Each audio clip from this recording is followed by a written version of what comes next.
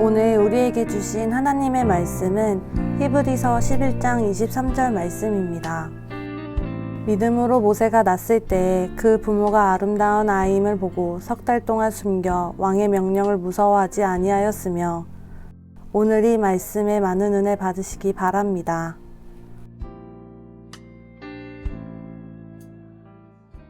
오늘 저희가 함께 보게 된 본문, 여러분 잘 아시는 모세에 대해서 23절은 이렇게 이야기합니다.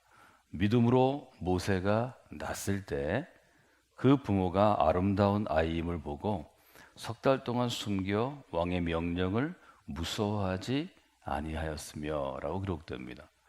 모세가 낳습니다. 여기 보면 믿음으로 모세가 낳았을 때 첫 번째 우리가 살펴볼 구절이죠.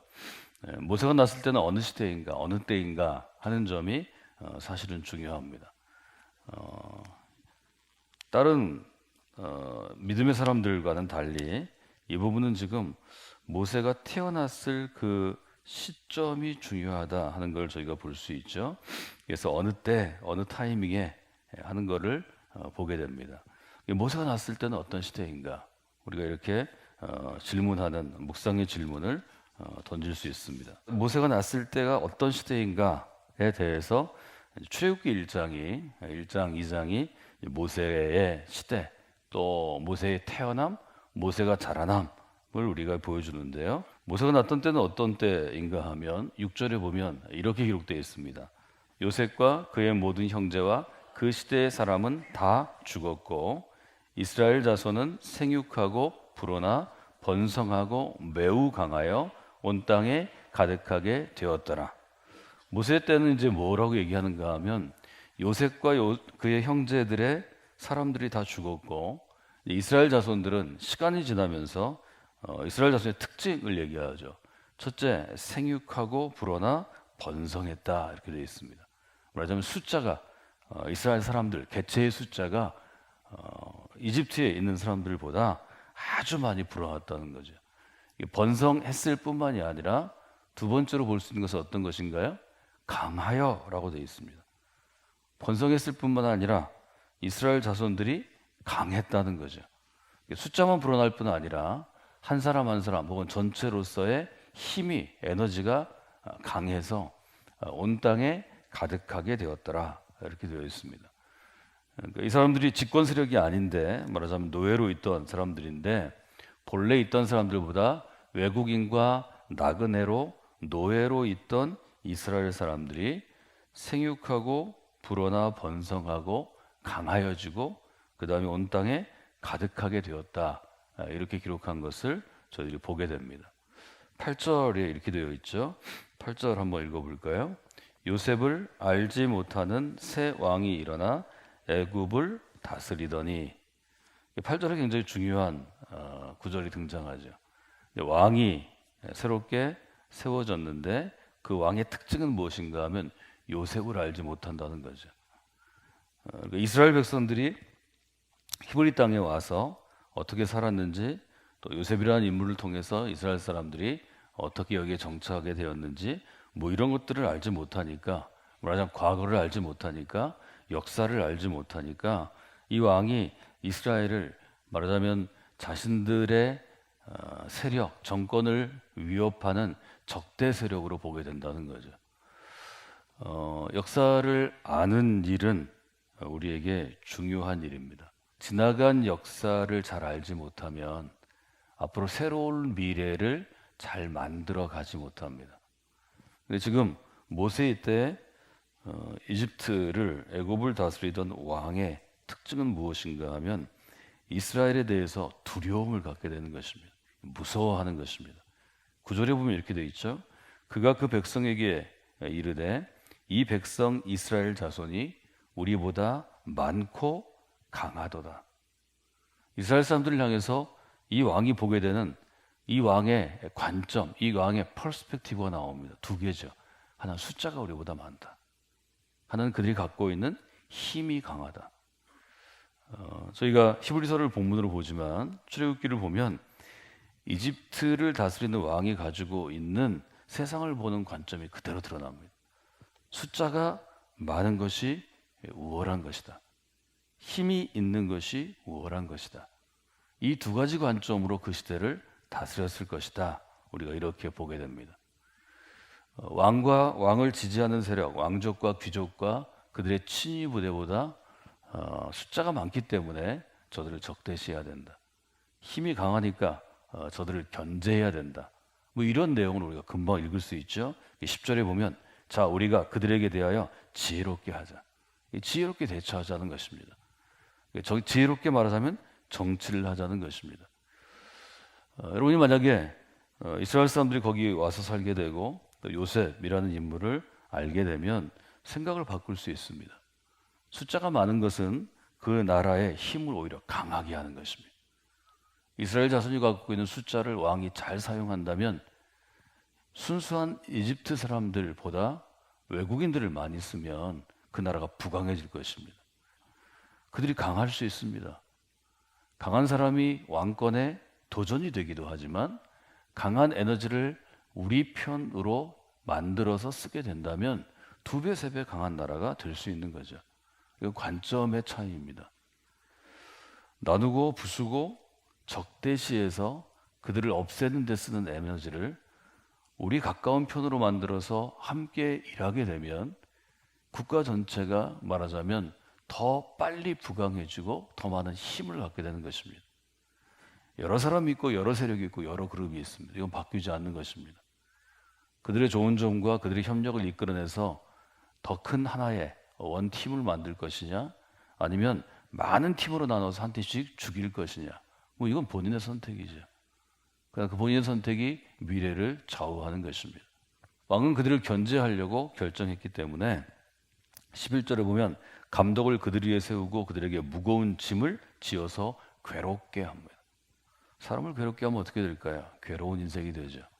괴로운 인생은 힘들고 어려운 것입니다. 마음에 분노가 가득 찬 것입니다. 슬픔이 있는 것입니다. 언젠가 그 슬픔과 분노가 폭발해서 자기 인생을 해치고 주변을 해치게 될 것입니다. 압제를 당했다는 거죠. 압제당했다는 것은 무거운 바위로 누른다는 것입니다. 누르면 그 바위에 대항할 힘이 없을 때는 참지만 하다 한계에 이르르면 그 바위를 깨트릴 수밖에 없습니다. 13절에 보면 이스라엘 자손에게 일을 엄하게 주었습니다. 14절에 보면 어려운 노동으로 그들의 생활을 괴롭게 했습니다. 말하자면 이스라엘 사람들을 핍박하는 정책을 썼다는 거죠. 출애굽기 1장이 그걸 아주 길게 씁니다. 하다 어떤 정책을 쓰는가 하면 인구 제한 정책을 씁니다. 숫자를 줄여야 되겠습니다. 숫자를 줄이는 좋은 방법은 사람들을 죽이는 것인데 성인들을 더구나 노동력을 제공하는 성인들을 죽일 수는 없죠. 그건 굉장한 문제를 가져옵니다. 생각한 것이 아이들의 숫자를 죽이는 것입니다. 그래서 15절에 보면 애굽 왕이 히브리 산파, 지금으로 얘기하면 산부인과 병원이죠. 조산을 돕는 시브라를 불러서 그 두 사람에게 아이가 태어났을 때 남자 아이는 죽이고 여자 아이는 살려라 뭐 이런 명령을 내리죠. 이게 물론 잘 되지 않았지만 그 과정 가운데 모세가 태어납니다. 22절에 보면 결국 이들이 아이를 죽일 수 없으니까 계속해서 살려주고 이스라엘 사람들은 더 많은 사람들이 늘어나니까 왕의 칙령, 왕의 명령을 내리죠. 22절 한번 읽어볼까요? 그러므로 바로가 그의 모든 백성에게 명령하여 이르되 아들이 태어나거든 너희는 그를 나일강에 던지고 딸이거든 살려두라 하였도다. 제가 잘 아는 내용입니다. 말하자면 모세가 태어난 때는 위기의 때입니다. 남자로 태어나면 죽는 것입니다. 태어나자마자 강에 던져서 죽게 되는 것입니다. 그때 부모가 모세를 얻게 됩니다. 아이가 태어난 그 부모의 마음을 지금 23절은 이렇게 기록합니다. 그 부모가 아름다운 아이임을 보고 이렇게 되어 있죠. 부모가 아이를 봤습니다. 아이를 봤는데 그 아이의 특징 혹은 아이를 바라보는 느낌이 있죠. 아주 아름다운 아이임을 보았다고 지금 히브리서는 기록하고 있습니다. 여기 아름다운 이라고 쓰여 있는 단어를 저희가 분석해 볼 수 있는데 뭐 여러 가지로 해석이 가능하지만 가장 귀하고 가치 있다 이런 의미를 저희가 줄 수 있습니다. 첫 번째 의미로는 이 아름답다는 것은 우리가 외모 생각할 수 있습니다. 그러니까 생명이 아름다운 것은 그 외모가 그 시대의 조건을 충족시키기 때문이 아닙니다. 생명이 가장 아름다울 때는 죽음 앞에 설 때입니다. 이 아름다운 아이에 쓰인 단어는 외적으로 보면 다른 아이들보다 좀 더 탁월하게 생기고 더 귀하게 생기고 그 부모가 보기에 아름답다 하는 것이지만 모세의 부모가 아이의 아름다움을 볼 수 있던 것은 이 아이와 함께 태어난 그 시대의 남자아이들이 죽음 앞에 서 있기 때문입니다. 죽음 앞에 서 있으면 살아있는 모든 것이 아름답습니다. 죽음은 우리의 살아있음이 아름다운 것을 깨닫게 하는 것입니다. 이 부모는 지금 아이를 죽일 수밖에 없는 그 비극 앞에서 얼마나 이 아이의 삶이 아름다운 인생으로 될 것인가를 보게 되었을 것입니다. 이 아이에게 살 수 있는 기회가 주어진다면 이 아이가 어떤 아이로 자라날까? 이 아이가 살 수 있다면 이 아이가 부모의 나이가 되었을 때 어떤 인생을 살아갈까? 그런 마음을 갖고 부모는 결심하게 됩니다. 어떤 결심을 하죠? 석 달 동안 숨겨서 되어 있습니다. 말하자면 왕의 명령으로 남자아이들을 나일강에 버려서 죽여야 하지만 이 아이가 아름다운 아이, 말하자면 하나님께서 이 아이에게 주신 인생이 얼마나 소중하고 귀하고 생명이 가치 있는지를 깨닫고 마음에 둔 다음에 석 달 동안 아이를 숨깁니다. 저는 이 부분을 여러분과 함께 나눌 때 이건 목숨을 건 사랑이다. 목숨을 건 부모의 사랑이다. 이렇게 표현했습니다. 이 아이를 위해 이제 부모의 목숨을 거는 것입니다. 이 아이가 키우는 것이 발각이 되면 그러면 부모가 죽는 것입니다. 처벌을 받는 것입니다. 물론 아이도 죽는 것입니다. 이 목숨을 건 사랑을 할 수 있었던 이유가 어디에 있는가를 돌아보는 게 중요합니다. 우리가 그리스도인이 되면 어느 순간 누군가를 위해서, 나 아닌 다른 사람을 위해서 목숨을 건 사랑이 시작될 때가 있습니다. 그때가 여러분의 신앙인으로서의 삶이 성숙할 때입니다. 믿음의 부모가 되는 것입니다. 여러분, 우리가 육신의 부모가 돼서 아이들을 보면 아름다운 것처럼 여러분이 교회 공동체 가운데 반드시 해야 될 일은 믿음의 부모로 한 생명을 태어나게 하고 자라나게 하는 부모됨입니다. 여러분이 그 점을 경험하시기를 원합니다. 그래서 이 부모는 석 달 동안 이 아이를 숨겨둡니다. 석 달이 지나면 아이들이 스스로 움직이기 시작합니다. 기어다니기 시작합니다. 감출 수가 없습니다.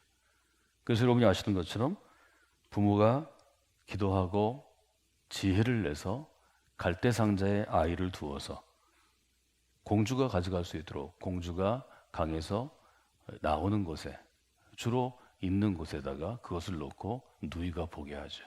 이게 우리가 잘 알고 있는 모세의 어릴 때 이야기입니다. 근데 성경은 지금 석 달 동안 숨겨 다음에 굉장히 중요한 이야기를 합니다. 석 달 동안 숨겨 다음에 네 번째 구절은 어떤 것인가요? 왕의 명령을 무서워하지 아니하였으며 그렇게 되어 있습니다. 부모가 석 달 동안 숨겨서 그에게 주어진 것은 무엇인가 하면 두려운 죽음을 줄 수 있는 왕의 명령을 무서워하지 않은 것입니다. 믿음은 그래서 모세의 부모에게 주어지는 믿음의 정의는 무엇인가 하면 두려움에 맞서게 하는 힘입니다. 삶을 살다 보면 이런 질병처럼 또 어떤 인간관계의 갈등처럼 뭘 결정할 때처럼 두려움이 있을 때가 많이 있습니다. 우리가 신앙으로 우리 인생을 세워야 하고 우리의 자녀들을 믿음의 사람으로 세워야 되는 이유는 믿음을 갖게 되면 하나님이 그 순간 우리에게 믿음을 주시면 삶의 두려움 가운데 맞서게 하는 힘을 주시기 때문입니다. 능력을 주시기 때문입니다. 그래서 여러분들이 두려움을 가지고 여러분의 능력과 노력으로 할 수 없는 어떤 일이 생기면 반드시 믿음으로 하나님 앞에 나와야 합니다. 그리스도인은 삶에서 두려움이 밀려올 때 하나님을 바라보아야 합니다. 시편에 여러 가지 구절들이 있는데요. 시편 27편은 이렇게 시작하죠. 여호와 하나님은 나의 빛이 되십니다. 여호와의 하나님은 나의 구원이 되십니다. 내가 누구를 두려워할 수 있겠습니까? 여러분이 이 고백이 이 한 주간에 여러분에게 주어지는 믿음의 고백이 되기를 원합니다. 내가 누구를 두려워하겠습니까? 여러분이 고백해야 합니다. 혹 여러분이 지금 무엇을 두려워하는 상황 가운데 있다면 그 두려움을 그리스도의 십자가 앞에 내려놓고 하나님께 맡기셔야 합니다. 우리 주님께 맡기셔야 합니다. 하나님, 제가 하나님의 사람이 되었습니다. 저는 하나님의 사람입니다. 제가 이제 누구를 두려워할 수 있겠습니까? 그 여러분이 고백을 하신 다음에 해야 될 일은 무엇인가 하면 최선의 행동을 하시는 것입니다. 부모는 왕의 명령을 두려워하지 않고 아이를 살리기 위해서 최선의 지혜를 가지고 최선의 전략을 가지고 실제로 실천합니다. 이 아이가 발각이 되면 아이도 죽고 부모도 죽고 가족이 다 죽을 수밖에 없는 위기의 순간이지만 그를 살리기 위해서 최선을 다합니다. 여러분, 두려움이 있어도 인간이 최선을 다해 하나님의 도우심을 믿고 무엇인가를 하고 하나님의 도우심을 기대하면 하나님께서 도와주십니다. 그래서 저는 여러분에게 믿음은 동사라고 말씀드렸습니다. 믿음은 명사가 아닙니다. 멈추어 있는 무엇이 아닙니다. 믿음은 움직이는 것입니다. 내가 무엇인가를 행하는 것입니다. 무엇인가를 하는 것 중에 가장 기본적인 우리의 행함이 바로 기도와 말씀과 예배와 우리의 봉사, 돌봄입니다. 여러분, 이 점들을 돌아보시고 이 새벽에 그 믿음을 가지고 하나님께로 나아가시는 귀한 그리스도인이 되시기를 주님의 이름으로 부탁을 드립니다. 주님 보시기에 여러분 모두는 아름다운 사람들입니다. 아름다운 인생이요, 아름다운 생명입니다. 우리 서로가 이 사람이 또 이분이 아름다운 인생을 믿고 고백하고 믿음의 공동체를 이루어갈 때 하나님께서 우리 모두에게 두려움에 맞서게 하는 믿음의 능력을 더해 주실 것입니다. 오늘 하루 여러분들이 어떤 일이 있든지 두려움이 아니라 하나님께서 주시는 용기와 믿음으로 그 두려움을 극복해내는 귀한 믿음의 역사를 이루시기를 주님의 이름으로 축원해 드립니다.